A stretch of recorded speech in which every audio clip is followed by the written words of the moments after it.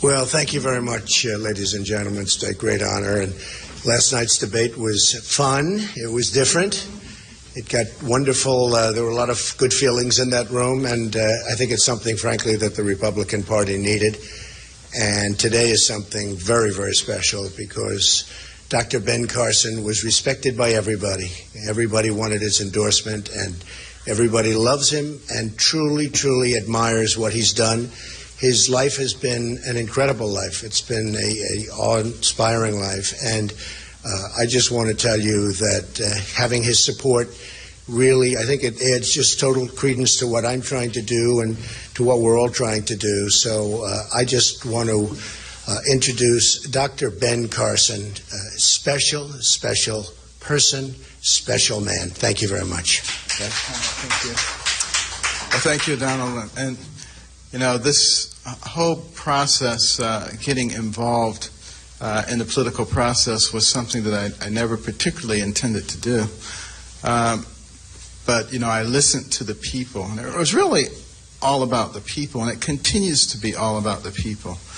You know, it's not about the Republican Party or the Democratic Party.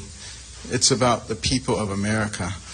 And what I have been seeing recently is political operatives and parties once again trying to assert themselves and trying to thwart the will of the people.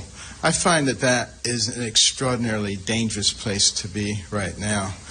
And, you know, I want the voice of the people to be heard.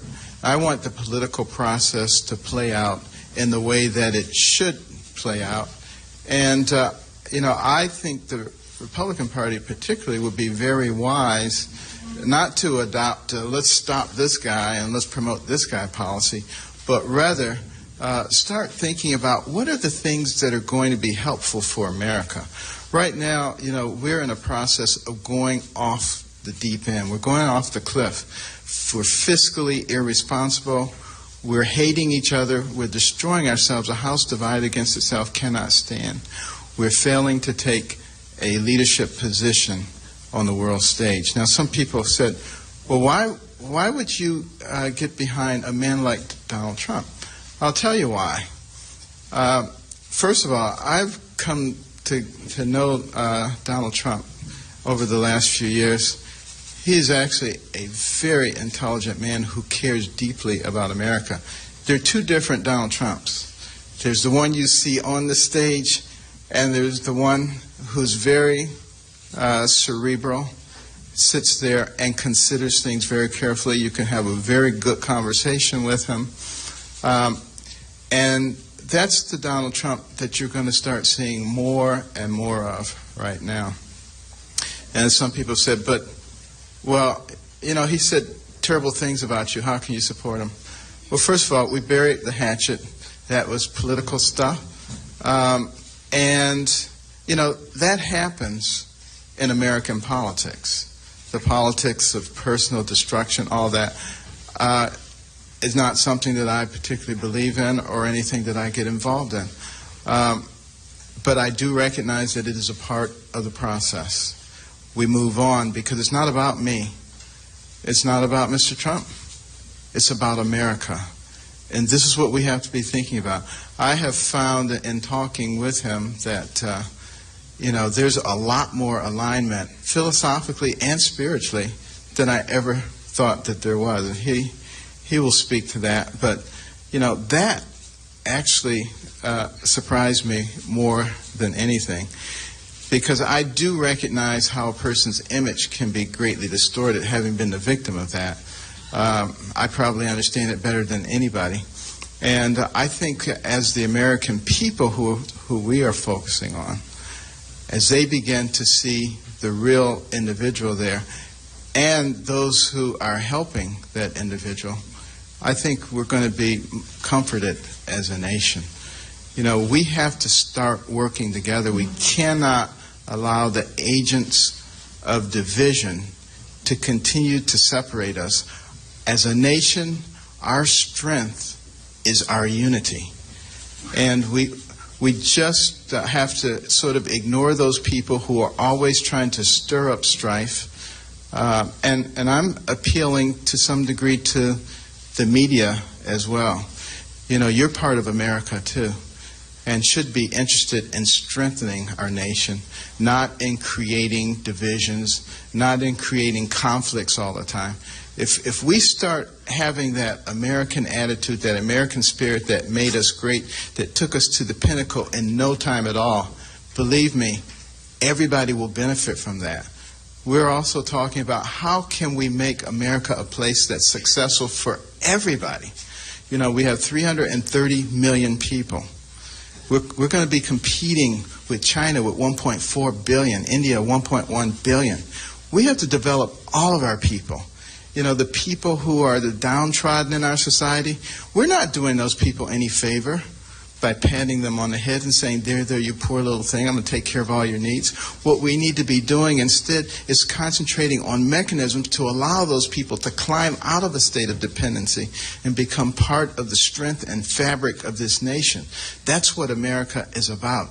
It's not about dependency. And it certainly isn't about socialism. You know, socialism is seen as the panacea by some who don't really understand it. I think a lot of young people think socialism is just being concerned about other people. That's not what it is. You know, it's cradle to grave government, and you let them take care of you, but you give them all of your money. You give them control of your life. They all end up looking the same way: a small group of elites at the top controlling everything, a rapidly diminishing middle class, and a vastly expanded dependent class. That is not what made America great. Donald Trump talks a lot about making America great, but it's not just talk, he means it. I'm going to be helping him. Others are going to be helping him. You know, one of the things that I've discovered in this country is we have some incredibly smart people. None of us knows everything. But when we begin to use those smart people effectively to accomplish the goals of America, you're going to see us once again begin to ascend to the pinnacle, to a much higher pinnacle than we've ever achieved before, and that's where America should be. Thank you so much.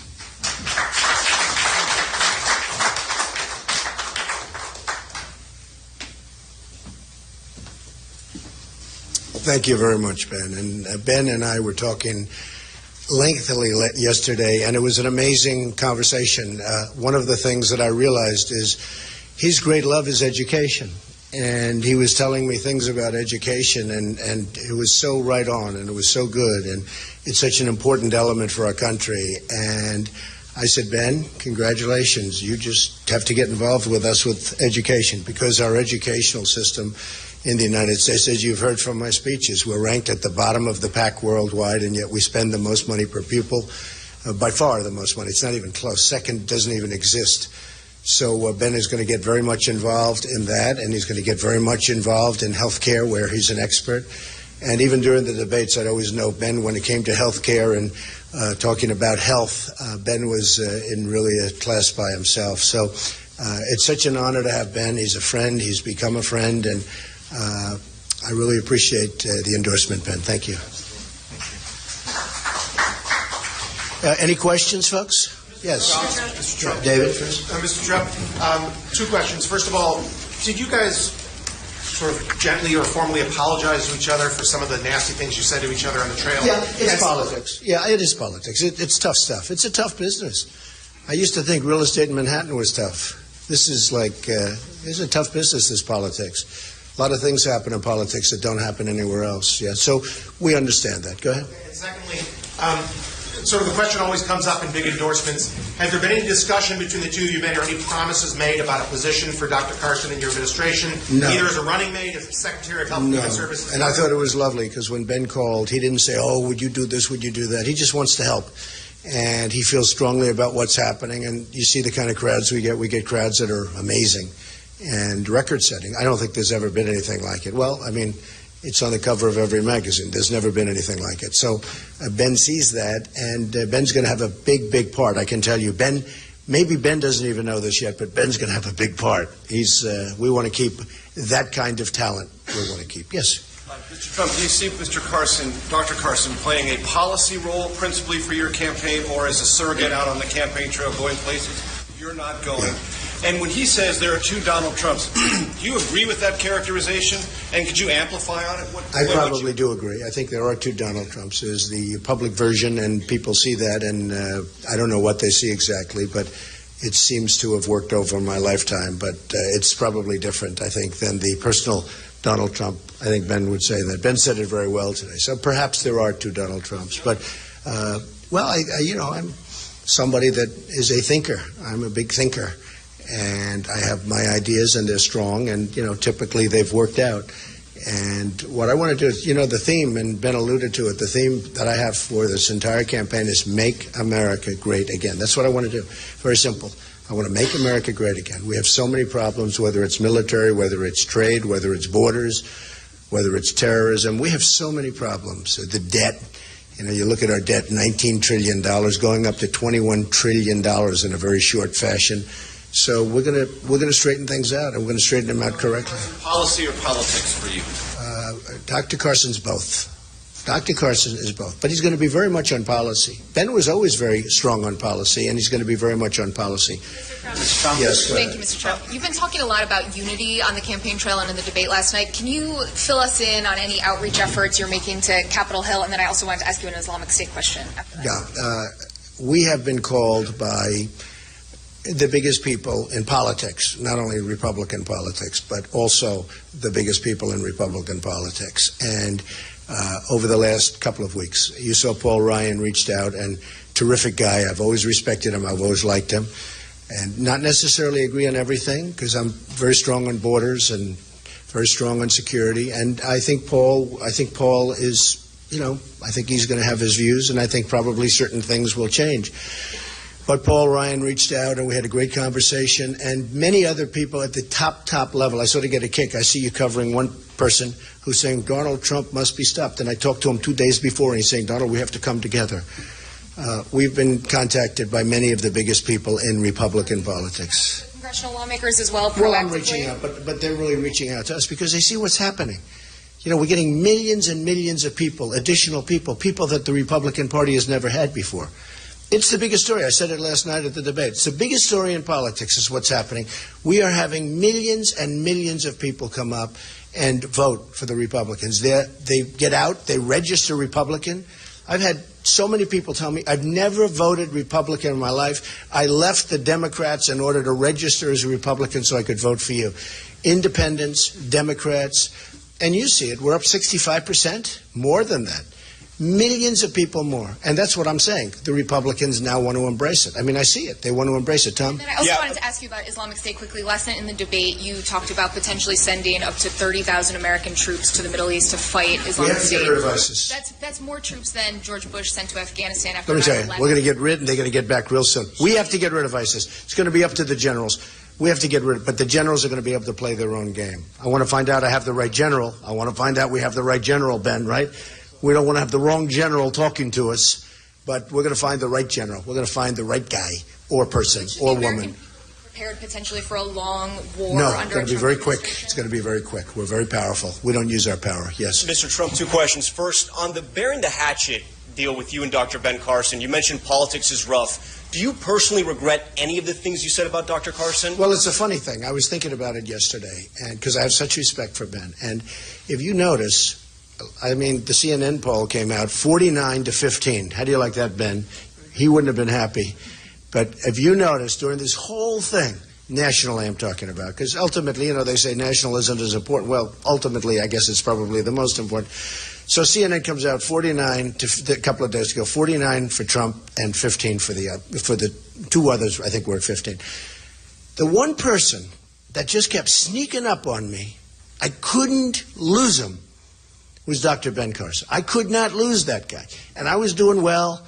And Trump would be at 28 at that time. And I remember when it was 28, and Ben was 18, and then he was 19, and the next week it was like 22. And I said, whoa, what's this happening here? I don't like this, right? And then he was 24. And then I had a pretty good poll where I took a little lead in one. But then what happened is it was, I believe, NBC, Wall Street Journal, who always gives me bad polls, by the way, I have to tell you. I always have bad polls. Oh, thank you for the nice things you always say about me. You are so nice. Thank you.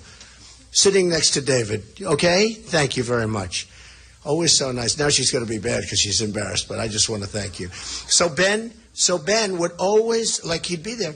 And then we had one poll where Ben went ahead. It was the biggest story worldwide. I said, this guy is unbelievable. And so I started going after Ben. And it's politics. I mean, Ben understands it.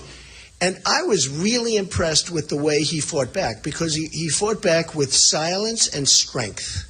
And I even commented on it. Somebody else would have gone, they would have gone well.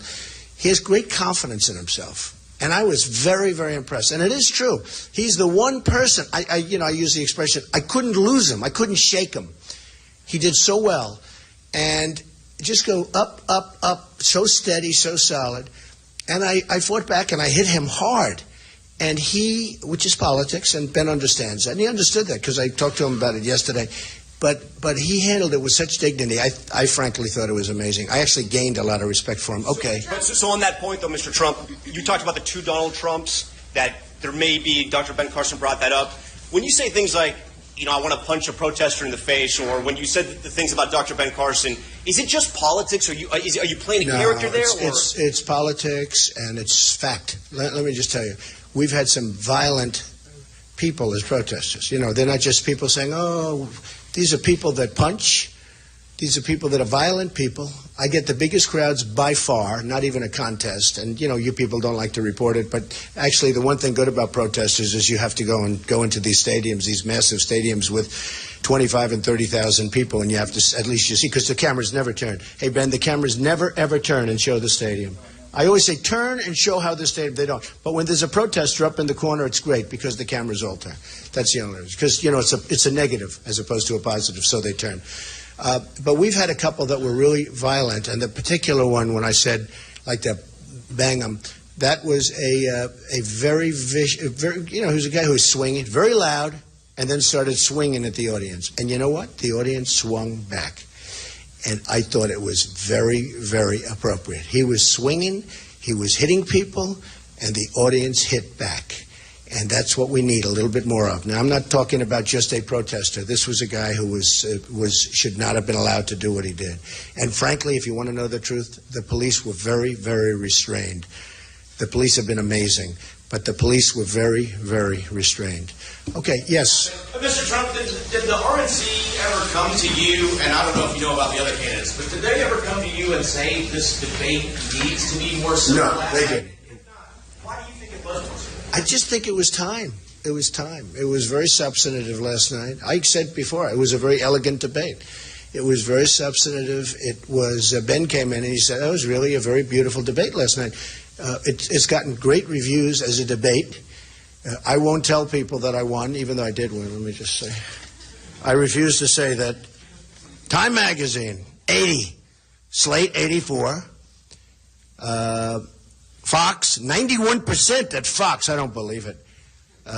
NewJersey.com, 81. So, I mean, we had a debate last night, and I think I did what I had to do, actually. But it was, I don't know. We've had enough debates, in my opinion. We've had debates, these debates, they've been like Vince McMahon should have put them on because they were WWE and too much. And I think that it really, I think last night was something that was very important that it come off like that. And we didn't speak, and the candidates didn't speak about it, but it just sort of morphed into a very dignified debate. Yes? Mr. Trump.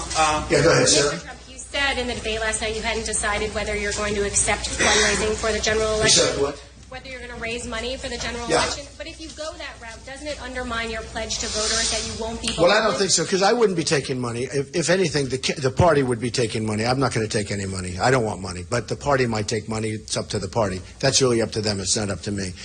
And it's something I haven't given much thought to. I've self-funded my campaign.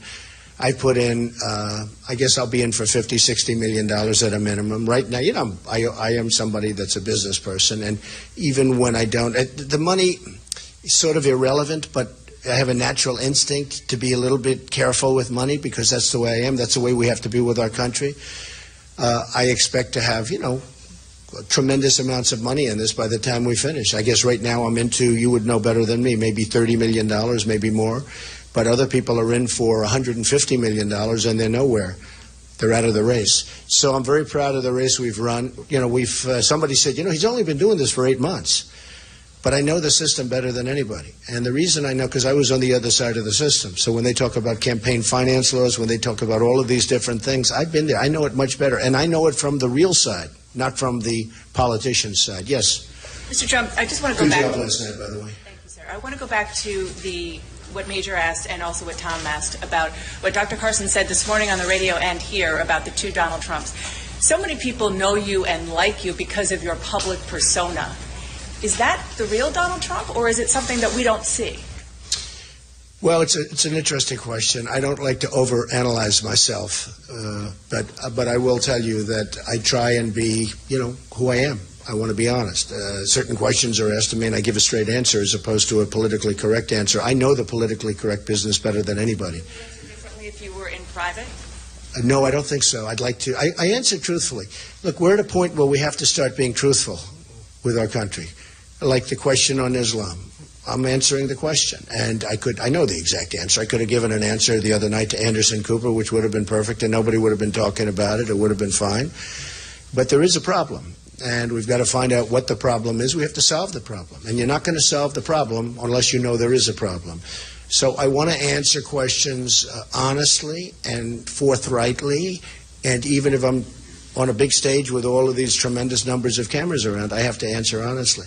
It's the only way we're going to solve the difficulties of our country. Yes, go ahead.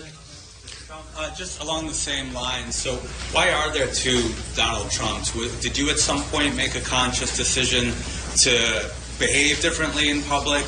I don't think there are two Donald Trumps. I think there's one Donald Trump, but certainly you have, look, all of this, and you have somebody else that sits and reads and thinks. And I'm a thinker, and I have been a thinker. And perhaps people don't think of me that way because you don't see me in that forum, but I am a thinker. I thought it was very nice what Ben said, actually, because it is another side of me. I'm a very deep thinker. I know what's happening, okay? Dr. Carson said that we start seeing more of that side of you. Can you elaborate a little bit on that? Well, I'm going to work with Ben on so many different things. And I'll be honest, when I was with Ben yesterday, the thing that most impressed me, I know all about his views on health care because I've heard them, and I've always felt that he knew more about it than the other people on the stage, and perhaps he should because that was what he was doing. But I was most impressed with his views on education. It's a strength, and it's a tremendous strength. And so Ben's going to be involved with us in any aspect he wants to be, but in particular on those two subjects. Okay. Yes, go ahead. I want more of this toned-down version, what we saw last night, what Dr. Carson referred to as your cerebral side. Do you plan to tone down your performances It depends. You can't say. I didn't go there as a toned-down person. I went, and whatever happens, happens. You have to be able to swing with the punches. And, to be honest with you, I went there. I didn't know if I was going to be. If I was hit, I would have hit back. Now, there are those people that said to me, I was telling Ben yesterday, there were those people that said, it doesn't matter, let them call you names, let them do whatever they want, stand there and take it. You're leading, you've got a substantial lead, nobody's going to beat you, don't do anything. And I say, I can't do that. When somebody hits, I have to hit back. So I thought they were very respectful yesterday. I thought, frankly, everybody did well. I thought it was I used the expression, I thought it was a very elegant debate last night. Yeah, go ahead. Mr. Trump, two quick things. You said earlier that you felt we've had enough debates. There is potentially another debate scheduled on March 21st. Is your suggestion to the RNC at this point, guys, we've had enough? I think we've had enough debates. How many times do you have to give the same answer to the same question? Do you agree with that, Ben? The same question, same people, same everything. I think, it would be nice to finish off with this one. I thought CNN did a fantastic job last night. I thought that Jake was a great moderator. It was just a really nice way to finish off the debate season. But I really think it's enough debates. I don't think there's any reason for the debates. I know they're getting very big ratings. And by the way, the Democrats are not getting ratings at all. And our debates are getting very, very big ratings. But one of those things. I think we had enough. The network, look, the networks want him. I don't think any of the candidates want him at this point. The networks very much want him. Can you talk about also, there's a phrase you've been using the last several days on the trail and in interviews. You've said embrace it to the Republican Party. I know you were asked a little bit about that earlier. Yeah. As you move forward now and as the contests start to limit, what are you going to do? Are you going to find yourself surrounding yourself with more people who are endorsing you, speaking on your Well, when I behalf? said embrace, I was saying that the Republican Party should come together and embrace these millions of people that are going down and voting. Millions. You know, South Carolina, New Hampshire, no matter where it is, it's the millions and millions of people. We've had, I was going to bring down a list, and I said I didn't want to bore you people, but we've had some states that are up 102% from 4 years ago. 102%. There's something happening that's really beautiful to see. And these are people, in many cases, as I said last night, these are people that have never voted. Ben, I have people coming up, they said, and I'm talking about 40, 50, 60, 70 years old.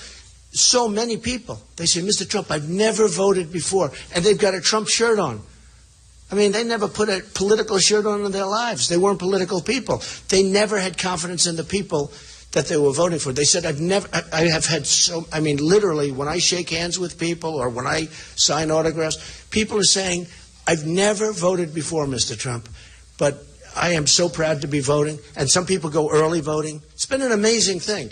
And what I said to the Republican Party, the establishment, if there is such a thing, I guess I used to be a member of the establishment 8 months ago, but if there is such a thing, I'm not sure that there is, but I said embrace it instead of fighting it, instead of fighting me like this, you know, these people from Club for Growth. These are people that came to my office, they asked me for $1 million. I said, who are they? I don't even know who they are. They asked me for $1 million. And I said, well, let me think about it. Then I found out who they are, and I said, I'm not going to waste $1 million. Why would I give them $1 million? And as soon as I said that, they started doing negative ads. They went negative on me. If I would have given them $1 million, they wouldn't be doing negative ads. They're extortionists. They're extortionists. That's all they are. And I look on television, I see negative ads, which are all wrong. The ads are lies, by the way.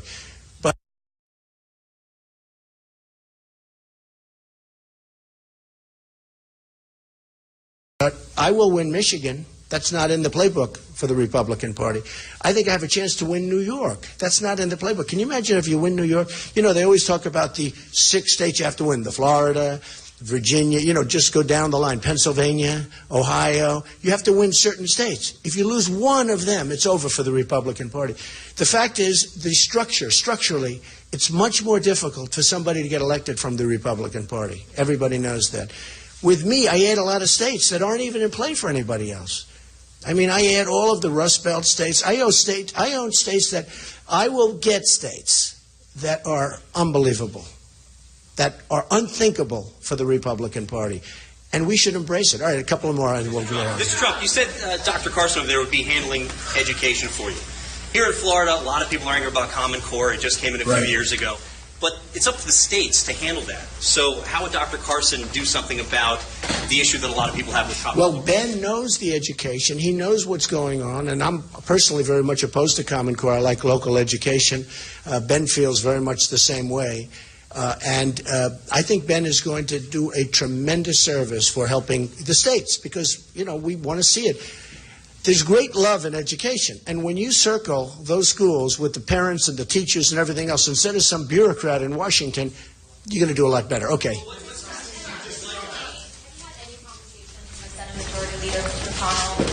I have not yet. I'm sure I will, but I have not. I have not yet. What is your reaction to the news that Mitch McConnell has been advising vulnerable Senate Republicans on, you know, running away from you if you were the nominee? I'm sure that will change. Yeah. Do you think that the Republican Party leadership, those that are in Washington right now, are disconnected from the Republican base, the electorate? Is that who you're seeing as maybe potentially dividing, uniting the electorate against the party leadership? It's true. There's a big disconnection between the so-called leadership. I don't even know what the leadership is. I can't define the leadership because nobody knows what it is. But there's a big disconnect between the so-called leadership and the people. But the people, to me, are much more important because they're the ones doing the voting. That's why I'm standing up here today and other people aren't. Why do you think there is a disconnect? What are they not understanding about their The Republican Party lost its way. They've lost 2 elections that they should have won. Certainly the last election they absolutely should have won easily. That should have been an easy victory. In my opinion, much easier than the one we have coming up. And they lost. So the Republican Party lost its way. The Republican Party now, something has happened. Call it a miracle, call it whatever you want to do, but they're talking about it all over the world. It's the biggest story in all of politics. It's one of the big stories of the world.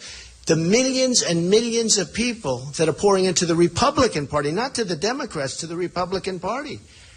And these are people that were disenfranchised. These are people that haven't had a pay increase in 20 years.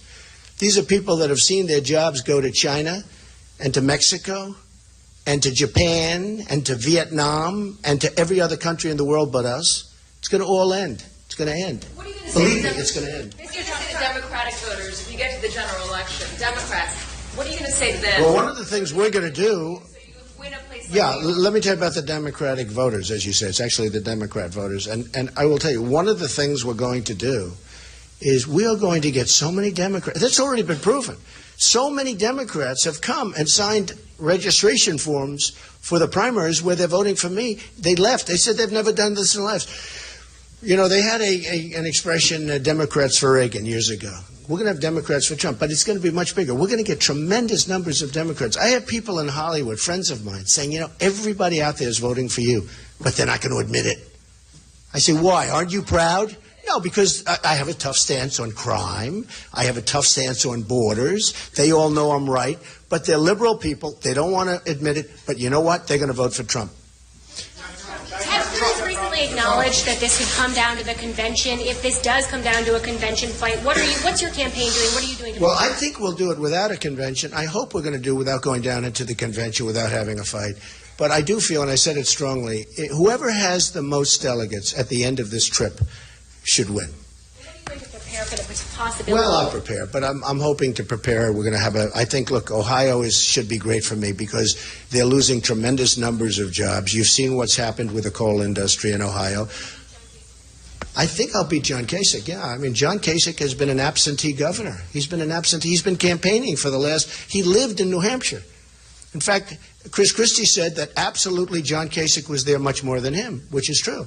And John Kasich then went, as you know, to other states, to different states, very big in South Carolina. He was there. He didn't win. Didn't win in New Hampshire, right?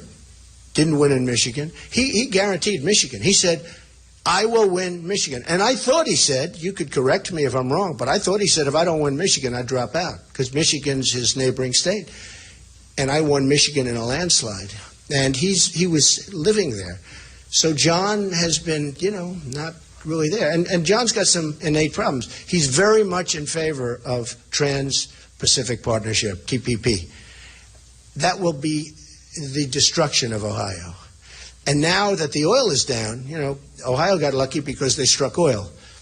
And the budget of Ohio went up more than any budget in the entire United States, higher than any budget. But they got lucky because oil was under their ground, as opposed to some states where they don't have the oil. Now that the prices of oil are down, Ohio's going to have a lot of problems. Okay, maybe one more, two more. Go ahead. Just to be clear, you're not going to be in Salt Lake City on March 21st for this next debate? I didn't know there was a next debate. I thought we had our next debate last night. No? They have yet another. Look, this has been a ratings bonanza. And I would do debates, frankly, if the networks agreed to give all of the money to the, let's say, to the wounded warriors or to the veterans. But the networks are making a fortune on these debates. The ratings for the debates are through the roof. But you know what? Can I be honest with you? I think it's time to end the debates. No, I didn't know about a debate in Salt Lake City. Yeah. Earlier, just to clarify, you said that you've been hearing mostly from Republicans like Paul Ryan, but have you personally reached out to anybody in the Republican Party, and do you think that's something... Well, I'd rather not say, but I've been hearing from virtually everybody in the Republican Party, and they're congratulating me, and they're saying we're going to get together. They want to embrace it. Look, these are not stupid people. These are very smart people. They want to embrace it. What are they going to do, take millions of these voters? Do you know that if you look at the polls, and people are telling me this every time, when I went to Nevada, which we won, and I went to, all of them, the people that work in the polling areas, they've been there for 20, 25 years. They love it. They do it. They're political people. Every single time I go, they say, Mr. Trump, we've never seen anything like this. You go to Nevada, they'd say, we'd stand here and the place would be empty all morning long, and now you'd have lines that are 5 blocks long. It's really been an amazing thing. Yes, ma'am, go ahead. Absolutely. So last Tonight on the debate stage, you said that trade is one of the areas on which you Right. diverge from the Republican Right. Party. Very, You've been very much discussing so. a lot in the context of Ohio. So how would you say you differ on trade from Hillary Clinton? Well, Hillary's terrible on trade. First of all, she has no business instinct. She doesn't have the energy or the strength to get the right trade deals made. Let me tell you, you need strength, you need stamina, you need a lot to get these deals done. They come at you in waves. And to do these deals where they wrap them up and they put 12 countries in one, TPP as an example, I want individual trade deals with individual countries. Some deals we'll make that will be so good. Some countries treat us better than others. Some are worse. China will take advantage of TPP. It's not in it now, but believe me, they will come through the back door. They're watching it so closely. I have so many friends in China. I have great respect for China. I'm not angry at China. I'm angry at our people. We have a trade deficit with China this year, $500 billion. It's unsustainable. You know, we're going to change our trade deals. We're going to make great deals. We're going to become a rich nation again. We cannot become a great nation until we become rich again. You know, we can't afford Social Security. We can't afford anything. I'm going to save Social Security. There are so many things we can do. It's going to go quickly, too. Okay, yes. Can we ask a quick question to Dr. Carson just about your decision to endorse Mr. Trump over Senator Cruz? You did indicate earlier in the week that you were open to endorsing one of the two. So why not Senator Cruz? Well, first of all, we had a lot of excellent candidates. I think any of the 17 candidates who were running could have done a fine job. But one of the real factors for me is what will happen if we allow the political operatives to succeed in their endeavor to stop Donald Trump. I think it would fracture the party irreparably, and it would hand the election to the Democrats. And they would get 2 to 4 Supreme Court picks, and America would be forever changed. And that's the big picture. It's a very big picture. It's not about me. It's not about Mr. Trump. It's about America. Why not Senator Cruz, ultimately? Because I feel that Mr. Trump is willing to do what needs to be done to break the stranglehold of special interest groups and the political class. Are there any remaining hard feelings towards Senator Cruz over what happened in Iowa? I've completely forgiven him. That's a duty one has as a Christian. Dr. Carson, you said throughout your life God has led you to your most important decisions. This truly is an important decision. Did God lead you to Donald Trump? I prayed about it a lot, and I got a lot of indications, people calling me that I haven't talked to for a long time saying, I had this dream about you and Donald Trump. I mean, it's just an amazing thing. But, you know, I also tend to think that the way God speaks to you is by giving you wisdom. And that wisdom says to me that if we allow this attempt to disrupt the will of the people to be successful, it will fracture the party in an irreparable way. And that will hand the election to people who I personally believe would destroy our country. And the reason I say that is because, you know, Hillary Clinton was a great friend of Saul Alinsky. She was on a first-name basis with him when she was a student. Saul Alinsky wrote the book Rules for Radicals. And if you haven't read it, I recommend that you read it and see the kinds of things that are recommended to change, fundamentally change this nation from the great success that we have to a socialist country. And the dedication page of that book says, dedicated to Lucifer, the original radical who gained his own kingdom. I don't want anything to do with anything like that. Dr. Carson, you talked about burying the hatchet. Did you have any kind of conversation with Mr. Trump like that with Senator Ted Cruz, and did he ask you for your endorsement? He did not specifically ask for an endorsement, but he did apologize, said that, you know, he wasn't really aware of what was going on. He didn't agree with it. Why Mr. Trump over Ted Cruz? Dr. Carson, you said just a week ago today at CPAC that you were endorsing We the People, and it sounds as if in that intervening time between then and now you've evolved And the central focus, what I hear you saying is the effort to stop Donald Trump is what motivated you to endorse him. Is it Donald Trump's qualities for the presidency or this movement against him that puts you where you are right now? It's about we the people. We need to empower the people. That is not going to be done through politics as usual, be that Republican politics as usual or be that Democrat politics as usual. It requires somebody who's a bit of an iconoclast, but someone who has the ability to listen and to make wise decisions. Do you think that, going back to what Mr. Trump said about embracing these people, you had a lot of evangelicals come out to a lot of rallies in Dayton when you were there, when I was there. Do you think that people will be representative of the American people, and do you think you can help bridge the gap with those evangelicals as well as with people of color now that you're endorsing Mr. Trump? Well, I hope that we can bridge the gap with everybody. All the policies that I have ever talked about, and Mr. Trump is going to be on board with this too. We talk about things that are good for everybody, not for this group or that group. The whole concept of picking and choosing winners and losers is something that I think is antithetical to what we believe, don't you? And that simply would not happen with the Trump administration. We would be looking at ways to do things that benefit all Americans, that create an equal playing field, equality of opportunity. That's what we're looking for. And that doesn't mean that we're not sensitive to people who are downtrodden. In fact, we're very sensitive to people who are downtrodden. And we'll be putting in place things that will allow those people to ascend.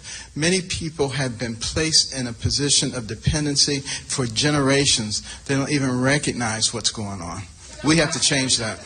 Carson, do you see over of Latin American countries? What are you doing to reverse that situation? We are fighting in the Middle East, but they are now in our neighborhood. What we are doing to reverse the China influence and Russian influence in our neighborhood? Well, I'll let Mr. Trump answer that question. Dr. Carson, do you see a future for yourself in politics? And even if there were no promises made as part of this endorsement, would you be interested in serving in a potential Trump administration? Well, I'm interested in saving America. My concern is our posterity, all the people who are coming after us. And we are destroying any possibility of the American dream for them with the policies that we're doing. So I would be very interested in helping to achieve the goal of saving America and making it great. Absolutely. Dr. Carson, you talk about two Donald Trumps. Oh, Catherine, I didn't notice that was you. Nice to see you. You talk about two Donald Trumps, the one we see in public, the one we see in private. Does that worry you for the American voters? Should the voters know that second Donald Trump, and then as that relates to you, you and Mr. Trump have sparred on a number of issues, whether it's Muslim database, whether it's religion. Are we now seeing a second Dr. Carson with this endorsement? I don't think so. But my point being that there's a different persona. Some people have gotten the impression that Donald Trump is, this person who is not malleable, who does not have the ability to listen and to take information in and to make wise decisions. And that's not true. Now, you might get that impression from, looking at debates and looking at some of the public appearances, but he's much more cerebral than that and a much more reasonable person than comes across. But as you well know, because you've heard me talk about it a lot, the media, they're very skillful at painting people certain ways. And it may not be who that person is at all. And that person can spend all of their time trying to change the media, or they can just move ahead. And I think he's decided he's just going to move ahead and focus the attention on the American people, not so much on the media. I think that's the right way to do it. Will you be campaigning with Mr. Trump? Will you be getting a campaign trail with him? We will do some campaigning together, absolutely. And you said you would be interested in and the last question? You would be interested interested in being a part of a potential Donald Trump administration? Have you been promised a running mate slot or a VP slot in exchange for this endorsement? We have not talked specifically about a role other than being involved in helping formulate policies and trying to make America great. That's the real key. And as was said by many, it is great, but it is nowhere near as great as it can be. And a lot of the things that are in place and that have been in place and growing over the last few decades have led us to a place of incredible stagnation. We don't need to be there. And if we once again begin to embrace those policies that will create the atmosphere for entrepreneurial risk-taking and capital investment, you will see an explosion like nothing you've ever seen before. We simply haven't been doing that. I don't think it's going to be that hard. And I don't think Mr. Trump thinks it's going to be that hard either. So thank you all very much. Thank you very much. Great honor. And go outside. We have coffee and drinks. Enjoy yourselves. Thank you.